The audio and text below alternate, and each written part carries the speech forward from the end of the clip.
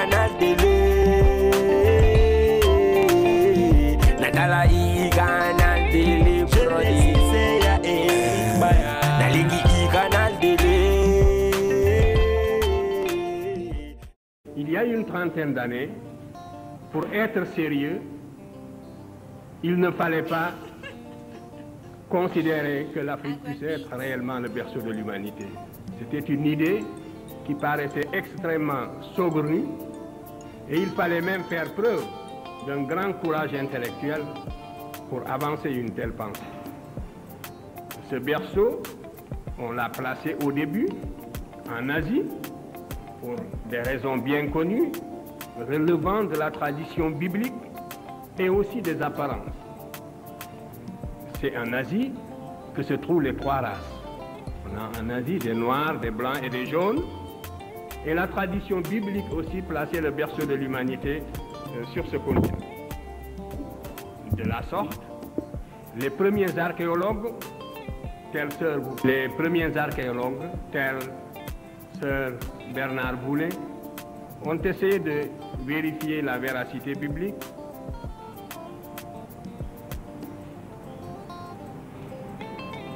Donc, des fouilles ont été entreprises en Mésopotamie pour montrer que le déluge a bien eu lieu et que la Bible a dit vrai. En Asie, on a trouvé le Pithecanthrope. Ces minces éléments ont suffi pour placer le berceau de l'humanité en Asie. Mais dès que la recherche s'est intensifiée, on s'est aperçu que c'est vers l'Afrique plutôt qu'il faut regarder, d'autant plus que des auteurs comme Darwin avaient déjà suggéré cette idée-là. Maintenant, les fossiles et les vestiges trouvés en Afrique ne laissent plus aucun doute sur le fait que l'Afrique est le berceau de l'humanité. Et depuis que le berceau a été placé en Afrique, je vous l'ai dit, il ne l'a plus quitté. Et chaque jour, la recherche dans le domaine de la préhistoire, dans le domaine de l'archéologie préhistorique, prouve que l'Afrique est bel et bien le berceau de l'humanité. 6 spécimens d'hommes, si on peut les appeler ainsi, le terme est relativement impropre pour certains d'entre eux, mais pour nous exprimer d'une façon imagée, disons que 6 spécimens d'hommes sont nés en Afrique, ont vu le jour en Afrique. Les 3 premiers n'ont pas atteint, semble-t-il, dans l'état actuel de la recherche, un potentiel d'expansion suffisant pour sortir de l'Afrique. Mais les 3 autres en sont sortis pour peupler les autres continents. Les 3 premiers sont l'Australopithèque robustus, ce sont des noms barbares, je ne m'attarderai pas sur ces questions-là. C'est donc l'Australopithèque robustus, l'Australopithèque gracile et l'Homo habilis. Ces 3 spécimens, on ne les trouve pas sur les autres continents dans l'état actuel de l'archéologie préhistorique, de la recherche dans le domaine de l'archéologie préhistorique. Mais l'Homo erectus, qui est apparu en Afrique il y a environ 2 millions d'années, l'homme de Néandertal, que l'on appelle maintenant, et que l'on appelait aussi l'Homo faber, et que l'on appelle maintenant l'Homo sapiens, ainsi que l'Homo sapiens sapiens, ces 3 variétés sont sorties de l'Afrique pour aller peupler le reste du monde. L'Homo erectus est sorti de l'Afrique très probablement vers 1 700 000 ans. Il y avait 2 voies de sortie pour cette humanité, soit par l'isthme de Suez, soit aussi par le détroit de Gibraltar. Ce sont les voies qui ont été pratiquées par la première humanité née en Afrique sous la latitude du Kenya, dans cette région de l'Afrique de l'Est, qui comprend à la fois l'Éthiopie, le Kenya, la Tanzanie et même l'Afrique du Sud. Donc, Cette humanité qui est née dans cette région est sortie de l'Afrique par l'isthme de Suez et par le détroit de Gibraltar. L'Homo erectus est entré en Europe il y a environ 400 000 ans. Il a été suivi par l'homme de Néandertal, très probablement vers 100 000 ans ou 150 000 ans. Et l'Homo sapiens sapiens lui-même, c'est-à-dire l'homme qui est à la fois comme vous et moi, c'est la dernière forme, si vous voulez, de l'humanité. L'Homo sapiens sapiens est sorti de l'Afrique il y a 40 000 ans et est allé peupler également l'Europe. Voilà donc le processus de la formation, si vous voulez, de l'humanité, de l'apparition de l'humanité, et aussi le déplacement de cette humanité vers les autres continents. Bonsoir chers téléspectateurs, nous sommes encore une fois au rendez-vous de nos émissions, de nos rencontres, de nos tête-à-tête que nous avons toujours eu ici sur iCanal Télé. Aujourd'hui, je viens dans le cadre d'une émission spéciale. Spéciale pourquoi? Parce que je parle d'un grand homme. Vous aurez remarqué sur votre titre, l'homme de qui nous allons parler ce soir, c'est un grand homme, un grand Africain, l'homme que nous devons célébrer ce soir. Pourquoi j'ai prévu cette émission? Parce que le 7 février, c'est le jour où cet illustre homme a quitté ce monde. J'ai cité le professeur Dr Cheikh Anta Diop, le savant africain, l'homme qui fait la fierté de l'Afrique, l'homme qui nous a retrempés dans l'histoire, pendant que d'autres ont voulu nous mettre dans les oubliettes. Voici l'homme. Si aujourd'hui on parle de l'Afrique comme le berceau de l'humanité, disant que l'homme, l'origine de l'homme vient de l'Afrique, c'est ce monsieur qui a fait des recherches et qui est réellement arrivé à des conclusions scientifiques. Nous, fils de l'Afrique, nous ne pouvons pas laisser passer une telle date. Je vous rappelle, l'homme est né le 29 décembre 1923. Il est décédé le 7 février 1986 à Dakar, au Sénégal. Le professeur Cheikh Anta Diop, comme je l'ai dit dans mon introduction, et je ne serai pas aussi éloquent que lui-même pour énoncer ce qu'il a fait, son apport dans l'histoire de l'Afrique, sa contribution, là où les autres, je dirais, les Occidentaux, ont voulu nous effacer définitivement dans l'histoire. L'homme a haussé sa tête et il est venu repréciser les choses. Et avant de monter sur ce plateau, j'ai eu un petit dialogue avec ma fille qui étudie ici en Angleterre. Je lui ai posé la question s'il connaissait cet homme de Cheikh Anta Diop. Elle me dit non. Je lui ai encore posé la question. Est-ce que même dans vos études ici, depuis l'école primaire jusque maintenant, elle est en train de finir les humanités, l'année prochaine, elle va à l'université? Elle me dit non, on ne leur a jamais parlé de Cheikh Anta Diop. Alors j'ai compris qu'il y a un agenda, alors un agenda clair pour ternir l'image de l'homme noir. C'est pourquoi nous devons nous battre pour que pour notre propre bien, je veux dire quoi. Parce que si nous ne faisons pas cela,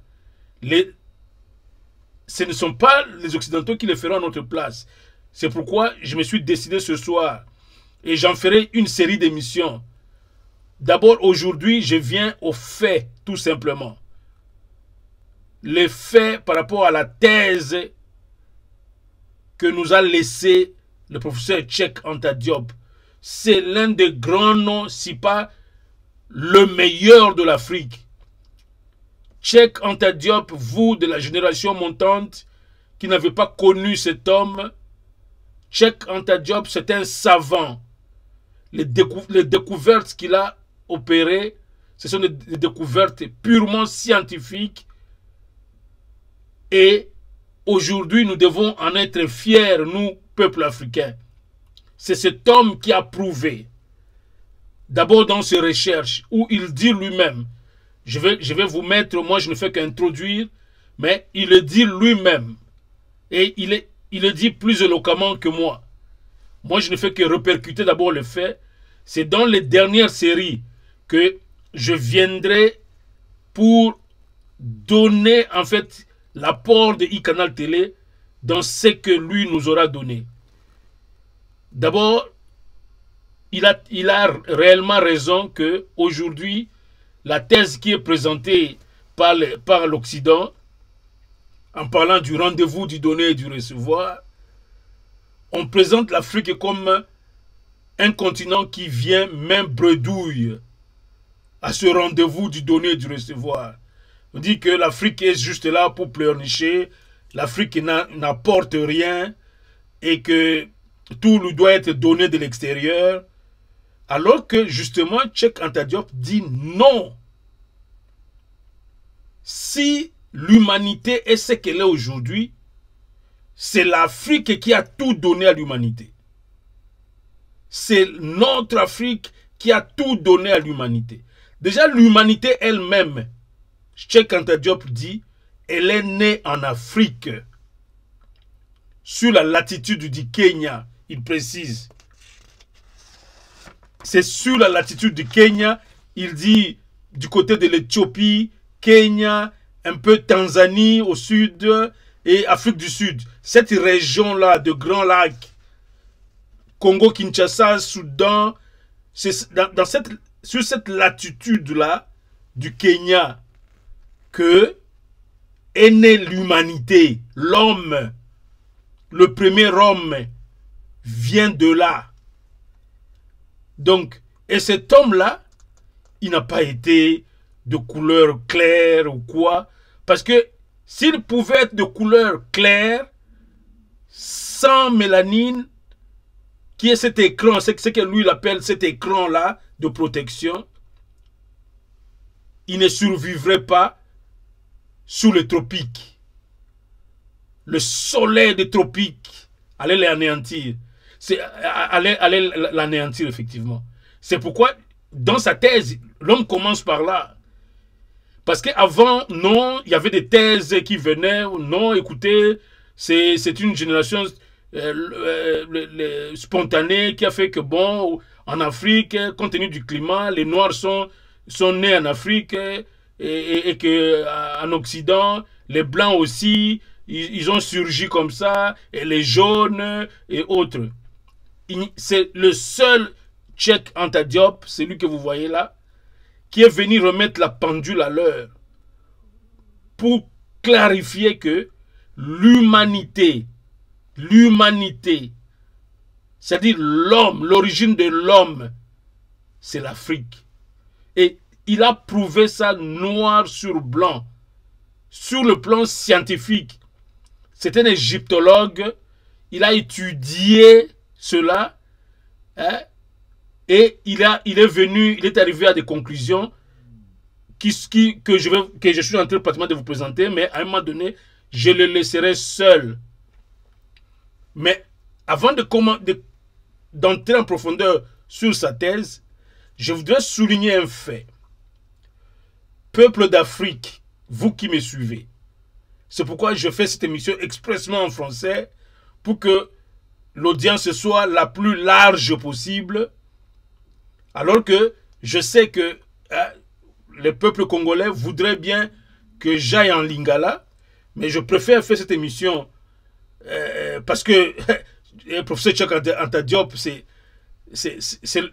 c'est le plus grand Africain, comme, si je peux ainsi m'exprimer. Et on ne peut pas parler de Cheikh Anta Diop sans penser aux autres Africains. Et aujourd'hui, comme nous, Canal Télé, nous avons décidé de célébrer l'homme, il faudrait que nous puissions, ce que nous disons ici, que nous le disions en français, pour qu'au moins un grand nombre d'Africains puissent nous suivre. L'idée de l'Afrique, qui est le berceau de l'humanité, comme lui-même le dit, c'était une idée impensable. Il y avait des théories qui disaient non, nous, on est noirs parce que nous sommes de la forêt, nous venons de là où nous venons. Les blancs sont blancs parce qu'ils sont nés en Occident dans des conditions où ils devaient être que blancs. Les jaunes sont aussi nés comme ça. Alors que Cheikh Anta Diop, dans ses recherches, venait de démontrer que, d'abord, au départ, il dit que l'humanité, l'origine de l'humanité, on l'avait placée en Asie. C'est ce qu'il dit dans ses recherches. Il dit, on l'avait d'abord placée en Asie. En Asie, pourquoi? À cause de la Bible. La Bible déclare que le premier homme, c'est Adam et Ève, et il situe cet Adam et Ève-là quelque part là-bas en Asie. Et on aurait traditionnellement 3 races et autres. C'était quelque chose de boutiqué, comme on dit en langage familier. Boutiqué complètement. Et on avait oublié l'Afrique, qu'il n'y avait pas de possibilité qu'on puisse reconnaître que l'Afrique, c'est le berceau, c'est l'origine de l'humanité. Non. Alors, après des fouilles, les fouilles archéologiques, et on a donc conclu et trouvé des fossiles en Afrique qui confirment que l'Afrique est bel et bien le berceau de l'humanité. Le premier homme a vécu en Afrique. Le premier homme a vécu en Afrique. Et ça, c'est le professeur Cheikh Anta Diop qui l'a déclaré et sans embâche. Il ne l'a pas seulement déclaré, c'est fruit des grandes recherches. Des grandes recherches que vous allez découvrir pendant tout au long de cette série. Et l'homme arrive à la conclusion que, selon les recherches qu'il a effectuées, que bel et bien le premier homme qui a existé ici sur Terre, ce n'est ni en Asie, ni en Occident, c'est en Afrique. Il déclare que il y a eu 6 spécimens d'hommes qui ont apparu et où en Afrique, 6. Il dit, les 3 premiers n'ont pas eu une grande expansion. Ils se sont limités et ils ont fini en Afrique. Eux n'ont pas eu le temps, ils n'ont pas pu se déplacer. Et certainement à cause de peut-être leur morphologie, vous savez, ils étaient fragiles. Il dit les 3 premiers n'ont pas quitté l'Afrique, mais les 3 autres, ils étaient 6 spécimens d'hommes, mais les 3 autres ont quitté l'Afrique pour aller peupler d'autres continents. C'est comme ça que l'humanité est née. Et le professeur Cheikh Anta Diop dit, si les 3 spécimens d'hommes qui ont commencé en Afrique ne s'étaient pas déplacés pour aller plus loin, parce qu'ils sont sortis de l'Afrique par l'isthme de Suez et par le détroit de Gibraltar. C'était les 2 voies de sortie. L'isthme de Suez vers l'Asie et le détroit de Gibraltar vers l'Espagne, et particulièrement l'Espagne et la France. C'est là où les premiers hommes sont allés. Et qui étaient-ils, ces hommes-là? L'homme cite, il dit, ce sont des noms barbares, mais laissez-moi donner les noms scientifiques de ces premiers hommes qui ont été retrouvés, les fossiles, les preuves archéologiques ont démontré que ces hommes ont commencé là-bas et nulle part ailleurs. Et ces preuves n'ont jamais été trouvées nulle part, si ce n'est le noir qui s'est déplacé, et on a trouvé maintenant ces traces, comment les choses se sont passées. Il dit, il y a eu d'abord l'Australopithèque robustus. Ça, c'est le premier homme. L'Australopithèque robustus. Après, il y a eu un autre Australopithèque gracile. Et il y a eu Homo habilis. Ça, c'est du latin. Homo habilis. Ces trois premiers n'ont jamais quitté l'Afrique. Et le professeur déclare que ces trois n'ont jamais eu une grande expansion. Et bon, je ne suis pas entré en profondeur de ces recherches. Pourquoi ils n'ont pas eu la capacité de sortir? Mais ils étaient des hommes tout faits. Mais ils n'ont jamais quitté l'Afrique. Alors que les trois autres Homo erectus, comme il appelle, ils ont vécu 1,7 million ans avant notre ère. 1,7 million ans avant notre ère. Homo erectus. Et puis, il y a eu homme de Néandertal. Celui-là aussi est sorti, ou on l'appelle autrement Homo sapiens, ou Homo faber. Celui-là aussi est sorti. Et le tout dernier, il dit, c'est celui qui nous ressemble. Le professeur Tchèque dit, c'est celui qui nous ressemble. C'est Homo sapiens sapiens. Pour ceux qui ne connaissent pas, ça c'est du latin. Sapiens, c'est sage. L'homme sage des sages. Homo sapiens sapiens. Sage, sage. Alors qu'avant lui, c'était l'homme de Néandertal, qu'on appelle aussi Homo sapiens. L'homme sage. C'est-à-dire que, je crois que c'est par rapport au degré de l'intelligence. Homo erectus était un peu avant. Homo sapiens. Et puis Homo sapiens sapiens.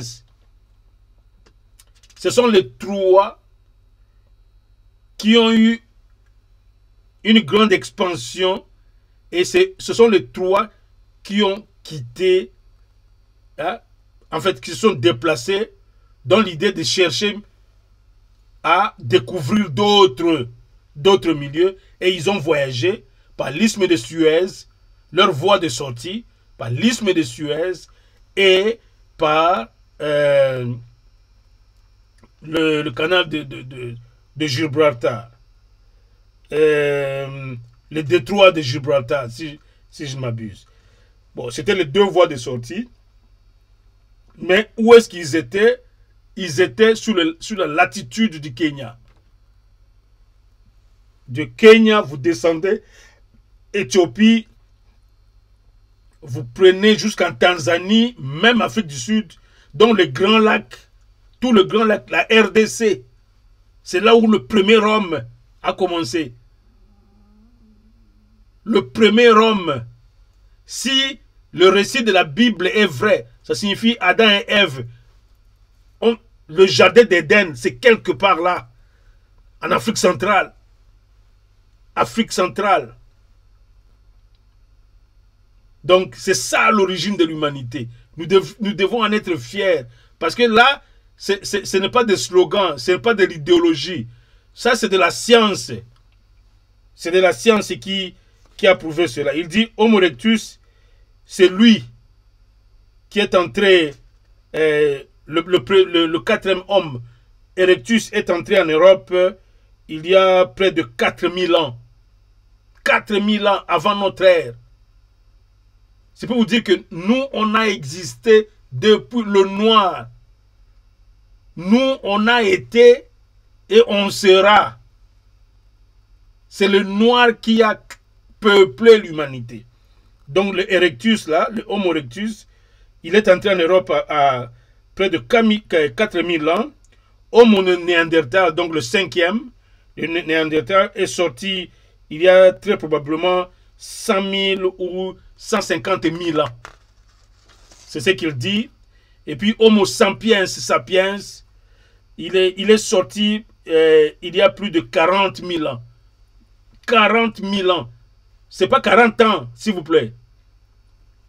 Ici, on est dans l'histoire, dans la préhistoire. Tout ce que je dis ici, c'est la préhistoire, parce que ceux qui ont étudié l'histoire, l'histoire commence avec l'écriture. Ouais, ça, c'est la notion élémentaire. Ici, on n'est pas encore dans l'histoire, on est dans la préhistoire. C'est pourquoi on parle de 40 000 ans avant notre ère. On est loin de parler encore de l'histoire. Et puis, le professeur Tchèque dit, si l'humanité, le premier homme, les premiers hommes là, s'ils étaient restés seulement en Afrique,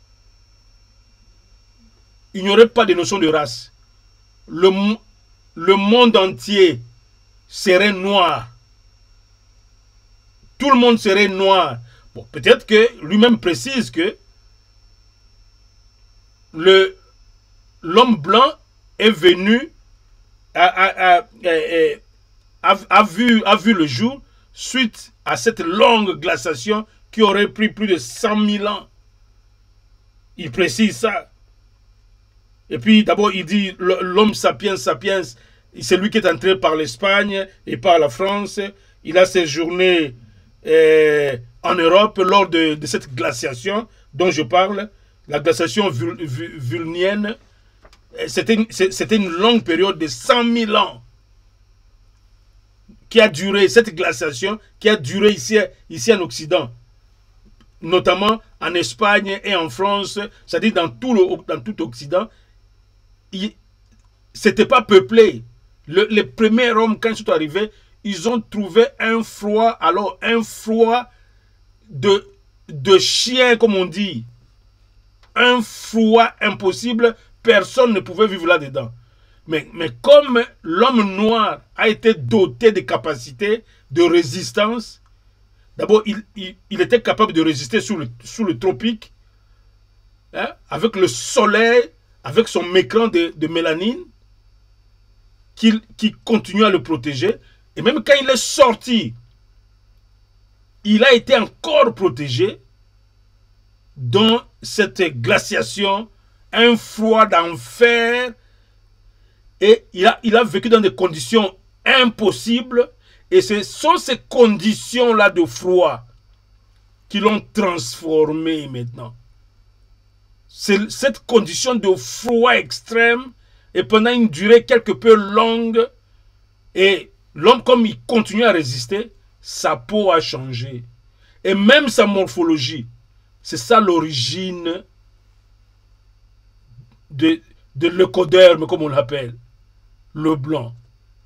Et tout ça, ça a été découvert par notre savant, le professeur Tchèque Anta Diop. Donc, et il insiste sur notre écran, ce qui couvre notre peau, la mélanine, qui est cette substance qui fait de nous des noirs. Le fait qu'on est noir, de peau sombre, ce qui fait de nous des gens sombres, c'est parce que nous avons cet écran de la mélanine, qui est une substance qui est dans notre sang, qui nous couvre et qui nous donne cette protection. D'abord, qui fait de nous des noirs, de peau noire, qui n'est pas une mauvaise chose, parce que je crois dans certaines de nos émissions ici, nous avions certainement, on les a peut-être faites en lingala, on a parlé de la mélanine, les avantages d'avoir la mélanine, on a dit qui a la mélanine, et on a dit que c'était nous, les noirs, avec pratiquement plus de 90% de la mélanine. Même 100%, il y a des gens qui sont, surtout ceux qui sont plus noirs là, ils ont 100% de la mélanine protégée. Et la mélanine a beaucoup d'avantages par rapport, par exemple, aux blancs qui n'en ont pratiquement pas. Et le fait qu'ils n'ont pas de mélanine, ils sont très fragiles sur le plan de la santé. Très fragiles. Je ne peux pas donner tous les détails, je vous renvoie à cette vidéo. C'est bien intitulé la mélanine, l'avantage de la mélanine, quelque chose comme ça. On a parlé là-bas en long et en large. Il dit c'est grâce à cette mélanine que nous avons résisté et jusqu'à avoir le temps de sortir de l'Afrique pour aller peupler d'autres continents. Et il dit que l'humanité est allée jusque... la première humanité est allée jusque aux Amériques pour peupler l'Amérique. Et tout ça. Donc, je vous dis que je ne fais que introduire cet homme parce que moi, je suis venu pour le célébrer. Je ne peux pas présenter sa thèse mieux que lui-même. Et ce soir, ce que j'ai prévu, c'est que avant que je mette une vidéo de lui, ce que je voudrais vraiment dire ici, pourquoi j'ai prévu cette émission, c'est pour interpeller l'Africain. Je crois que c'est peut-être plus l'Africain qui vit en Occident. Je venais de dire ici que nos enfants qui grandissent ici, qui étudient ici en Europe, on ne leur apprend pas ces choses. Et pourtant, ce sont des choses vraies qui ont été attestées lors d'une grande conférence qui a été même demandée par lui-même. Parce qu'il se disait, comme je suis noir, le professeur Anta Diop, il dit, comme je suis noir, les choses importantes que je déclare, la découverte importante que je viens de faire sortir au grand jour, risque de ne pas être prise au sérieux si je ne peux pas être confronté par des chercheurs de ce domaine. Et il a demandé à l'UNESCO de convoquer une grande conférence. C'était fait en Égypte, en Alexandrie. Une grande conférence, il dit, invitez tous les égyptologues que vous connaissez, les archéologues que vous connaissez. Je viens avec ma thèse, je veux présenter et je vais attendre qu'ils me posent des questions. S'ils ont des choses à redire, je voudrais que pour une fois pour toutes, qu'on puisse prendre acte que l'homme est né en Afrique. Le premier homme est venu d'Afrique et c'est cet homme-là, noir, qui est allé peupler l'humanité. Le monde est monde aujourd'hui. Nous avons les blancs, nous avons les jaunes, nous avons toutes les races que nous avons. Tous, ils viennent du noir que nous sommes. Alors, il estimait que c'était une découverte très importante. Et l'UNESCO, gracieusement, a accepté de mettre des moyens pour convoquer cette conférence. Les scientifiques sont venus de partout, des États-Unis, d'Europe, partout, pour venir écouter Cheikh Anta Diop et essayer de le piéger comme ils pouvaient. La conférence s'est terminée avec une conclusion unanime où tous les scientifiques présents ont reconnu que l'humanité vient de l'Afrique à cause de cet homme. Et c'est là où je dis, mais voilà que une grande thèse comme ça qui a été affirmée, mais on se demande, je peux comprendre que eux, les Blancs, qui ont toujours des relents racistes,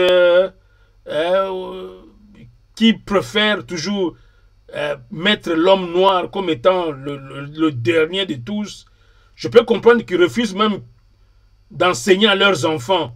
Parce que là, ça démontrerait la supériorité de l'homme noir. Enseigner cette thèse ici, du professeur Cheikh Anta Diop, aux petits blancs, c'est voir aux blancs faire voir aux blancs que, attention, ces noirs que vous voyez là, c'est eux le premier. Tout ce que nous avons aujourd'hui. Nous, le noir n'a pas été seulement le premier, mais il a été le premier en tout. Même dans la science. Et c'est la deuxième partie quand on va parler maintenant, quand l'homme est entré dans l'histoire, quel a été l'apport de l'Afrique quand l'homme est entré dans l'histoire? Et qui a fait entrer l'humanité dans l'histoire? C'est encore l'Africain. En créant l'écriture, les hiéroglyphes. Parce que l'histoire commence avec la création de l'écriture. Tout le monde qui a fait l'histoire, il le sait. C'est ça. Avant l'écriture, c'est la préhistoire. C'est l'écriture qui fait entrer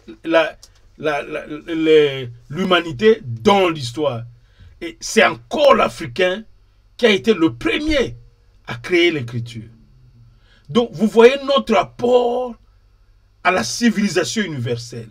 Sans nous, cette civilisation universelle ne serait pas une. Elle n'existerait même pas. Parce que le professeur Cheikh Anta Diop insiste. Il dit, le premier homme ne devrait être que noir. Parce que les conditions, notamment climatiques, de là où l'homme noir a été retrouvé, il n'y avait qu'un noir pour résister à ce climat. Il n'y avait qu'un noir qui pouvait résister à ce climat. Un blanc mourrait. C'est-à-dire qu'on n'aurait pas d'homme sous terre. C'est pourquoi le premier, c'est pourquoi la peau, c'est là où je voudrais finir mon exposé avant de vous mettre la vidéo du professeur. C'est pourquoi nous devons être fiers de cette peau. Cette peau, c'est une richesse. Si l'humanité est aujourd'hui, que nous avons tout le monde que vous voyez là, même les blancs, et tout le monde, c'est parce que nous avons été créés le premier, nous avons résisté au climat qui était très dur. D'abord le climat de l'Afrique, parce que l'homme était créé sous les tropiques, un soleil impossible qui pouvait anéantir le blanc dans quelques heures. Un blanc qui se déplace et qui arrive là-bas, en Afrique, là sous la latitude du Kenya. Il ne fait pas 2 heures, il meurt. Il meurt. Mais nous, on vivait là-bas, sous un soleil impossible. C'est pourquoi notre peau a été calcinée. Parce que notre origine, nous venons du soleil. Et quand nous nous sommes même déplacés, allez maintenant, nous sommes venus dans des conditions de climat opposés. Alors, un froid de chien, un froid impossible, puisque nous avons cette résistance à cause de cette peau dont on a honte aujourd'hui, nous avons donné naissance maintenant à l'homme blanc, à d'autres races, parce que notre peau s'est transformée, même notre physionomie. L'homme a changé, c'est prouvé scientifiquement que le blanc ici, c'est le noir transformé. Le jaune, c'est le noir transformé. Je voudrais que ce message passe. Et j'en appelle au gouvernement d'Afrique.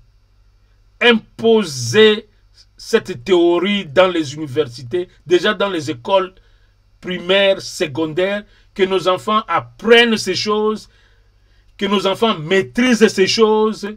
Cela va ôter le complexe d'infériorité que nous, les Noirs, nous avons toujours cultivé vis-à-vis des Blancs.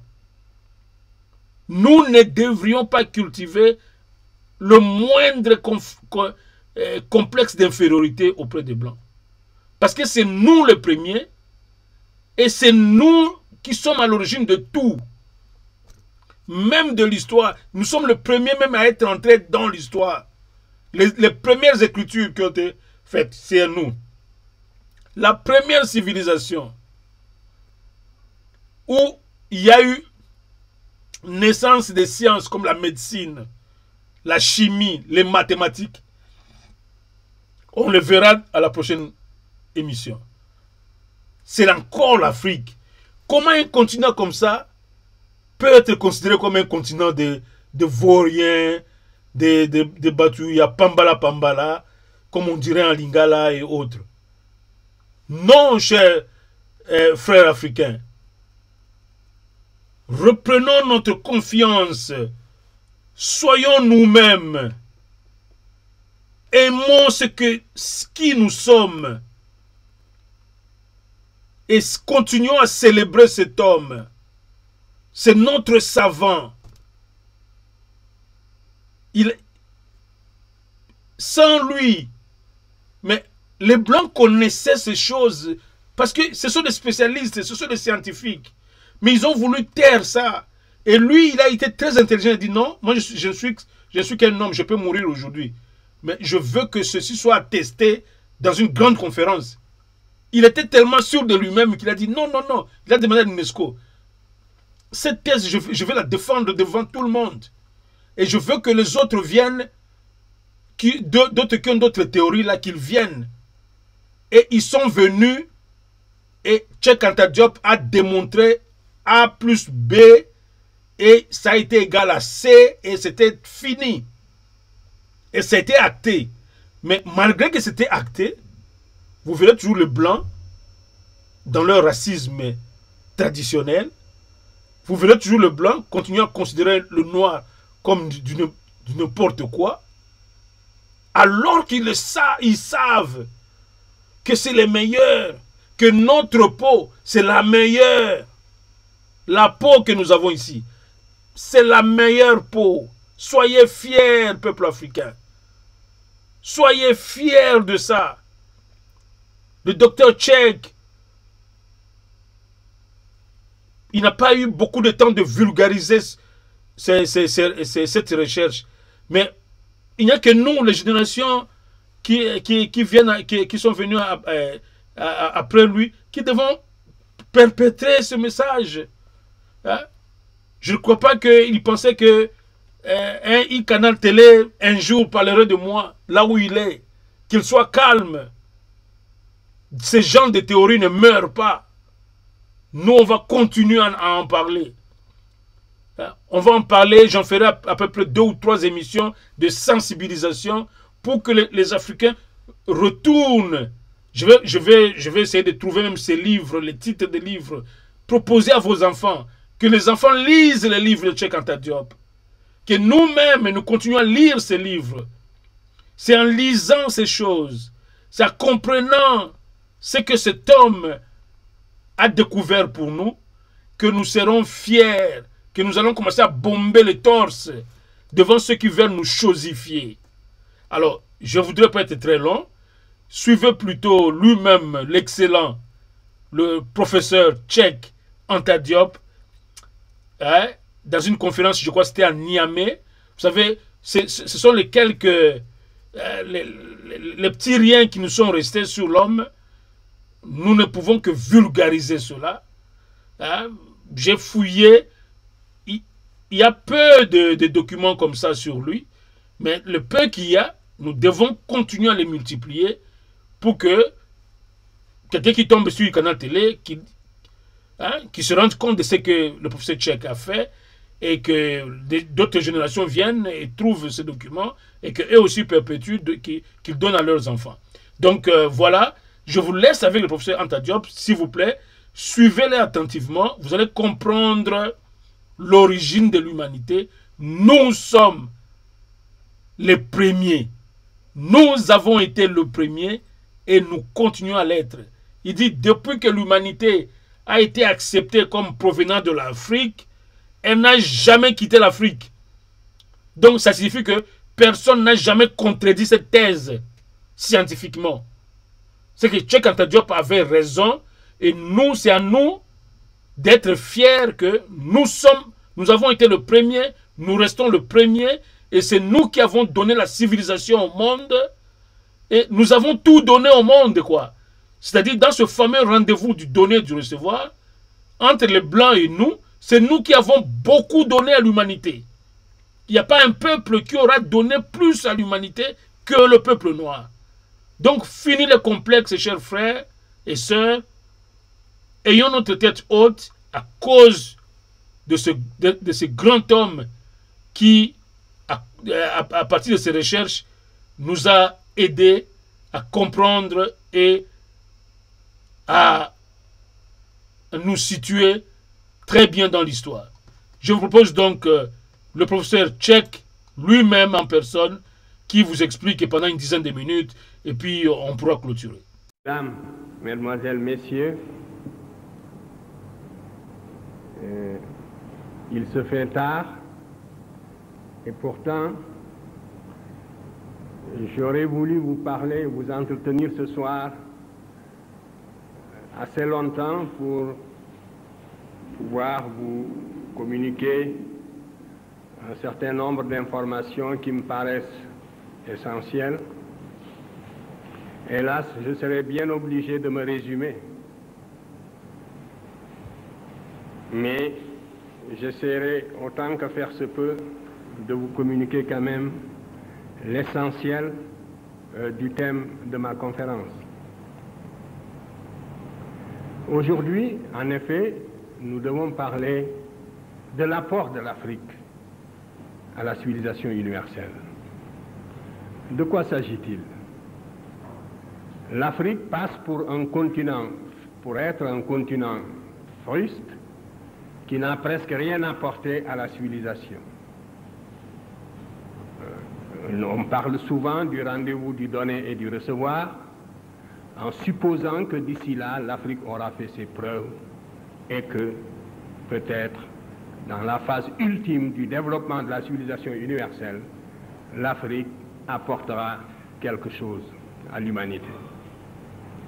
C'est vraiment renverser le courant de l'évolution et raconter l'histoire à rebours que de concevoir le développement historique de cette façon. Parce que c'est bien le continent africain qui fut à l'origine de tout le développement de la civilisation. Je voudrais seulement saisir 3 grandes étapes de cette évolution et m'entretenir avec vous là-dessus. Au tout début donc, maintenant cette question ne se discute plus âprement, mais il y a une trentaine d'années, pour être sérieux, il ne fallait pas considérer que l'Afrique puisse être réellement le berceau de l'humanité. C'était une idée qui paraissait extrêmement saugrenue, et il fallait même faire preuve d'un grand courage intellectuel pour avancer une telle pensée. Depuis, la recherche s'est développée et vous en connaissez les résultats.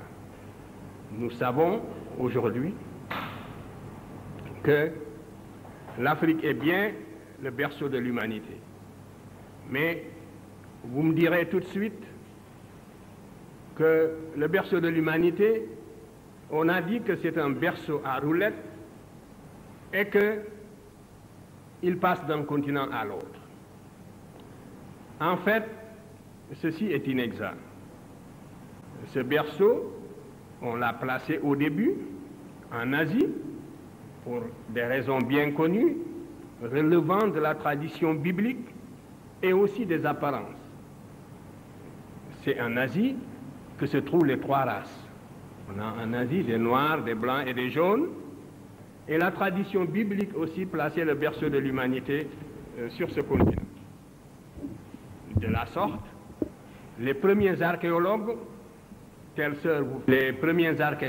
tels Sir Bernard Boulay, ont essayé de vérifier la véracité biblique.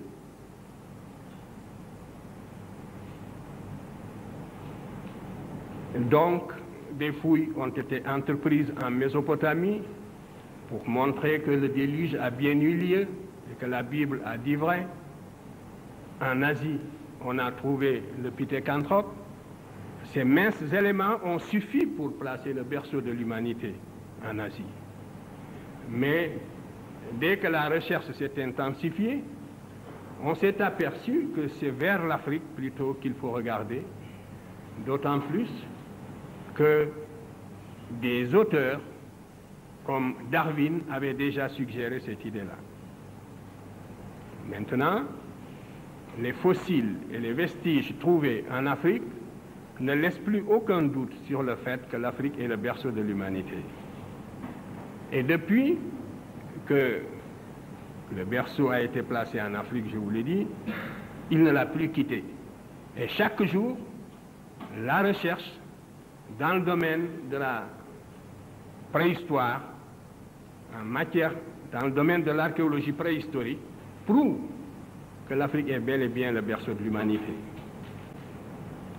6 spécimens d'hommes, si on peut les appeler ainsi, le terme est relativement impropre pour certains d'entre eux, mais pour nous exprimer d'une façon imagée, disons que 6 spécimens d'hommes sont nés en Afrique, ont vu le jour en Afrique.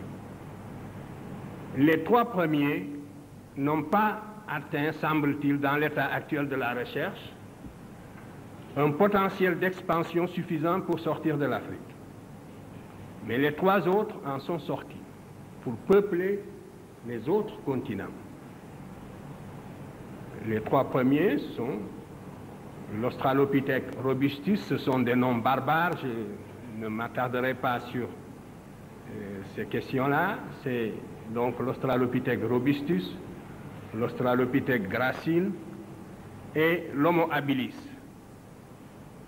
Ces 3 spécimens, on ne les trouve pas sur les autres continents dans l'état actuel de l'archéologie préhistorique, de la recherche dans le domaine de l'archéologie préhistorique. Mais l'Homo erectus, qui est apparu en Afrique il y a environ 2 millions d'années, l'homme de Néandertal, que l'on appelle maintenant, et que l'on appelait aussi l'Homo faber, et que l'on appelle maintenant l'Homo sapiens, ainsi que l'Homo sapiens sapiens, ces 3 variétés sont sorties de l'Afrique pour aller peupler le reste du monde. L'Homo erectus est sorti de l'Afrique très probablement vers 1 700 000 ans. Il y avait 2 voies de sortie pour cette humanité, soit par l'isthme de Suez, soit aussi par le détroit de Gibraltar. Ce sont les voies qui ont été pratiquées par la première humanité née en Afrique sous la latitude du Kenya, dans cette région de l'Afrique de l'Est, qui comprend à la fois l'Éthiopie, le Kenya, la Tanzanie et même l'Afrique du Sud. Donc, cette humanité qui est née dans cette région est sortie de l'Afrique par l'isthme de Suez et par le détroit de Gibraltar. L'Homo erectus est entré en Europe il y a environ 400 000 ans. Il a été suivi par l'homme de Néandertal, très probablement vers 100 000 ans ou 150 000 ans. Et l'Homo sapiens sapiens lui-même, c'est-à-dire l'homme qui est à la fois comme vous et moi, c'est la dernière forme, si vous voulez, de l'humanité. L'Homo sapiens sapiens est sorti de l'Afrique il y a 40 000 ans et est allé peupler également l'Europe. Voilà donc le processus de la formation, si vous voulez, de l'humanité, de l'apparition de l'humanité, et aussi le déplacement de cette humanité vers les autres continents. Si l'humanité était restée seulement en Afrique, elle ne se serait pas différenciée en races. Le continent africain présente une climatologie qui ne justifie pas extrêmement la différenciation raciale. Donc la race est une notion géographique. Et c'est parce que l'Homo sapiens sapiens est sorti de l'Afrique il y a 40 000 ans pour aller peupler l'Europe en particulier, qu'il est entré en Espagne et en France, qu'il a séjourné dans cette région dans des conditions extrêmement dures, parce que c'est pendant la dernière glaciation Würmienne qui a duré 100 000 ans que l'Homo sapiens sapiens est sorti de l'Afrique. Donc c'est parce que cet Homo sapiens est sorti de l'Afrique pour aller en Europe, dans ces conditions très spécifiques, qu'il s'est opéré une différenciation raciale.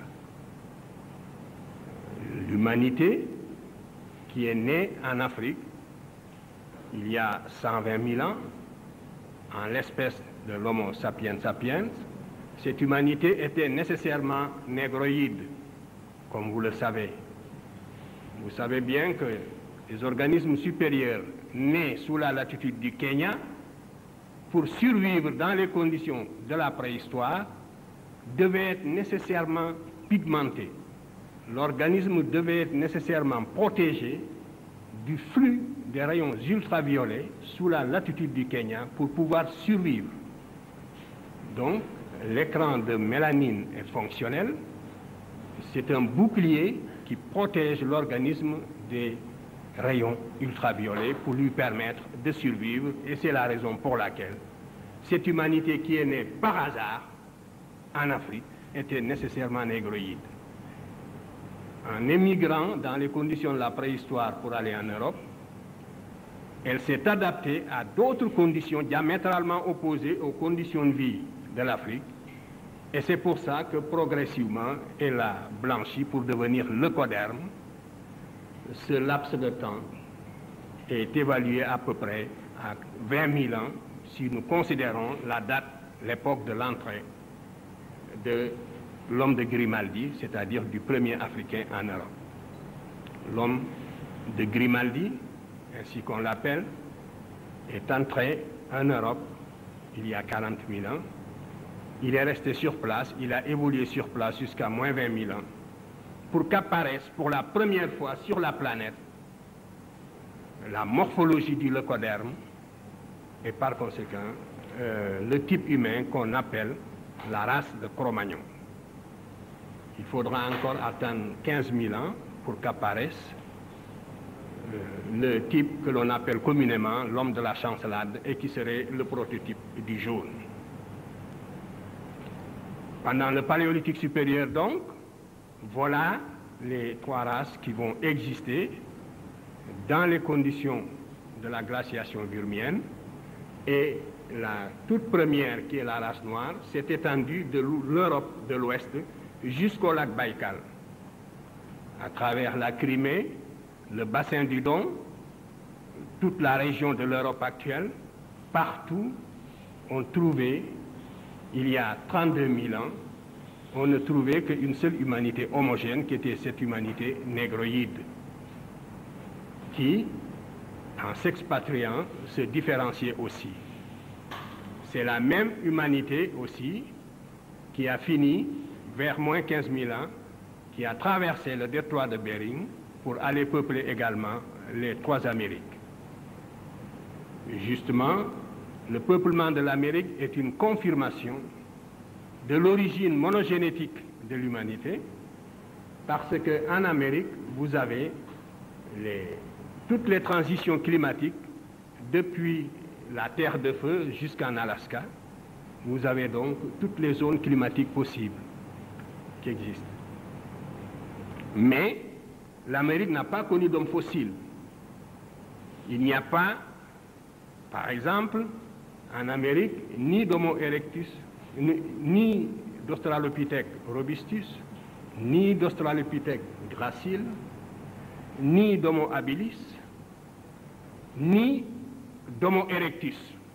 Parce que comme je vous ai dit que les trois premières variétés ne sont pas sorties de l'Afrique, c'est tout à fait normal qu'on ne les trouve pas en Amérique, mais l'Homo erectus est bien sorti de l'Afrique et on ne le trouve pas en Amérique.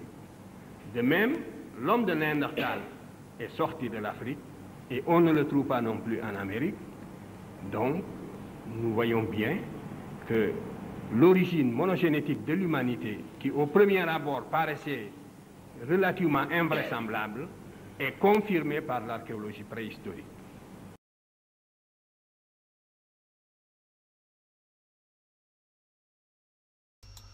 Voilà, merci beaucoup. Vous avez suivi le professeur lui-même qui a été plus éloquent que moi-même. Écoutez, il a tout dit. Je n'ai rien à commenter là-dedans. Il n'a fait que résumer des grandes recherches qui lui a pris des années et des années. En tout cas, cette émission a été faite pour le besoin de la postérité. Que ce qui, l'homme n'est plus, en tout cas, le professeur Tchèque n'est plus. Mais maintenant, c'est notre responsabilité de faire passer ce message, de perpétrer ce message, afin que la postérité, nos enfants, les enfants de nos enfants, puissent avoir ce message. C'est pourquoi je vous recommande particulièrement cette vidéo, de suivre ça et de faire suivre aussi à vos enfants, parce que c'est là la clé de ce que le blanc veut, a toujours voulu nous mettre en dehors de ces choses pour nous assujettir, pour nous imposer sa notion de race et autres, et donc pour confirmer notre infériorité vis-à-vis de lui, alors que c'est nous qui l'avons fait. En fait, le blanc est nous. C'est nous qui avons fait de lui, il est devenu blanc. En fait, c'est nous, les noirs, si je peux dire ainsi. C'est nous, les noirs, qui sommes devenus blancs. Le blanc n'a pas son origine à part. C'est pourquoi ils ne veulent pas attester cette thèse. Ils ne veulent pas accepter qu'eux, ils sont venus du noir. Mais ça confirme la chose. Il y a eu une conférence. Nous arriverons dans nos prochaines émissions parce que j'en ferai toute une série. L'objectif, c'est seulement de vulgariser ce qu'il a fait. Je vais plus l'exposer, lui, parce que je n'ai pas grand-chose à dire ici.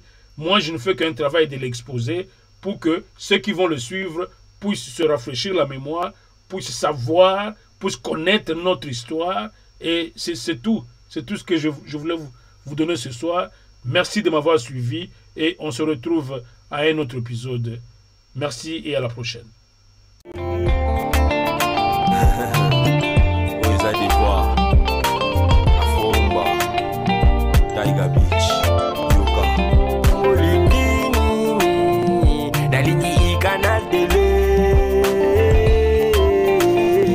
Natala